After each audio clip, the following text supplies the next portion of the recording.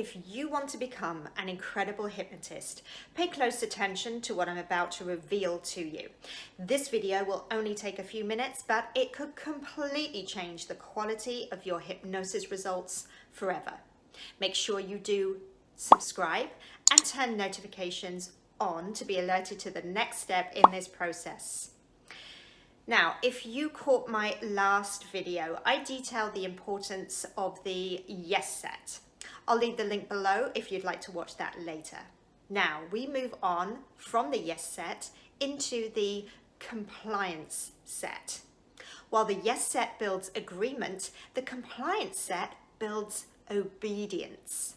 The subject begins to obey the directions of the hypnotist without question.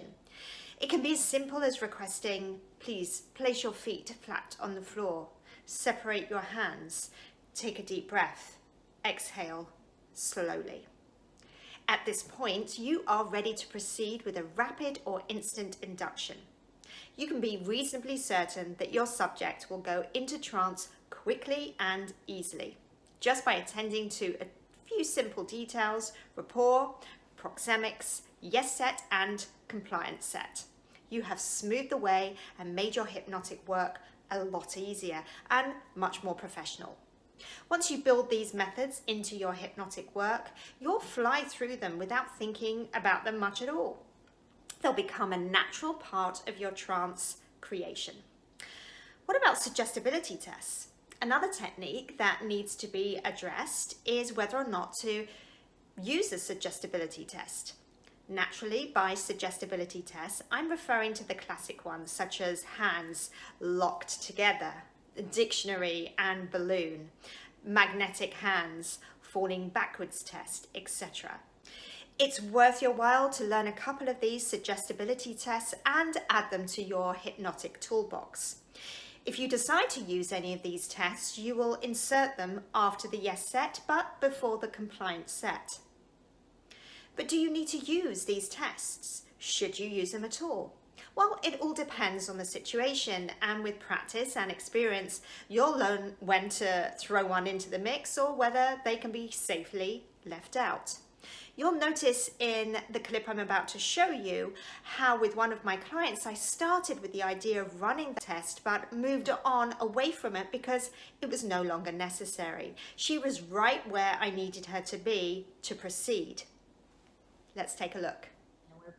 Have you bring your hands right in front of you, and then I want you to clasp your hands together super, super tight. So actually your palms are close together, very, very tightly stuck.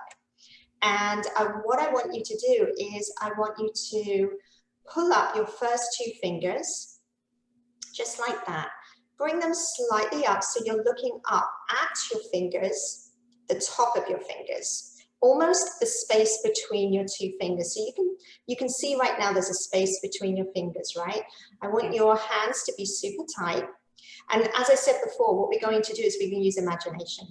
So what I want you to do, and do nothing more than this, is stare at that space in between your fingers. And I want you to imagine that there are two magnets put in your fingertips right now, there and there.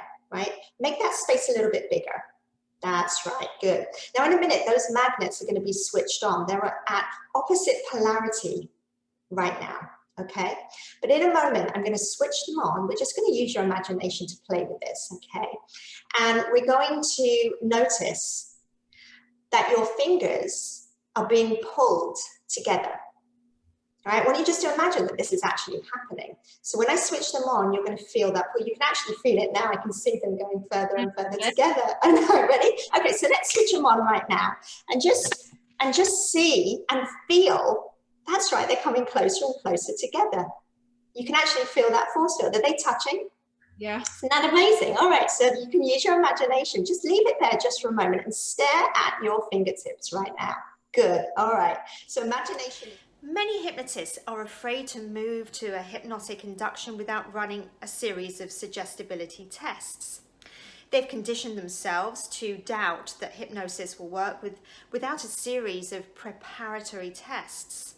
Now, in reality, experience will provide the skill to detect when the subject is ready to enter trance, at which point further testing is unnecessary and may even be counterproductive. Another question I get asked often is, if you do choose to use a series of suggestibility tests, should you actually call them tests? Now, there are two schools of thought on this. One theory is that if you call them tests and the subject fails, he or she will believe he can't be hypnotized. This will make your job difficult. The other school of thought is to always call them tests. People don't like to fail, and by ensuring they pass the tests, they will become better subjects for your hypnosis. I'll let you draw your own conclusions here. Suggestibility tests create heteroaction.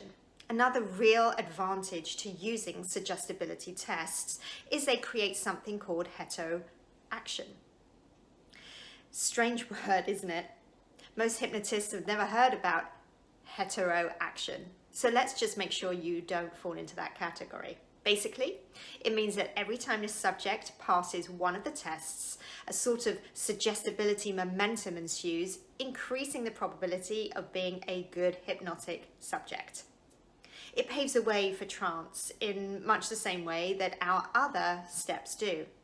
So let's just wrap things up here. Pre-hypnotic work is critical to becoming a successful hypnotist. Get great at building rapport with your subjects. Then start to use the yes set and compliance set to build momentum towards agreement and obedience. If you like, use suggestibility tests so you can get heteroaction working in your favor. So let's wrap things up. Pre-hypnotic work is critical to becoming a successful hypnotist. Get great at building rapport with your subjects. Then start to use yes sets and compliance sets to build the momentum towards agreement and obedience.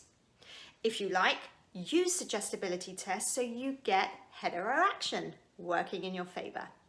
Mastering this pre-hypnotic work isn't difficult. Trance then becomes very, very easy to achieve. This is what you don't see in so many of these YouTube hypnosis videos. You don't get to see the prep work that occurred prior to the recording.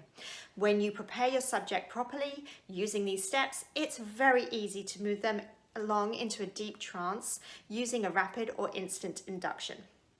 I do hope you enjoyed this video and found it informative, and please do remember to like, share and comment. Let me know what you thought of it, and also do subscribe to the channel, turn notifications on so that when I release the next video in these series, you will get notified and you won't miss a thing.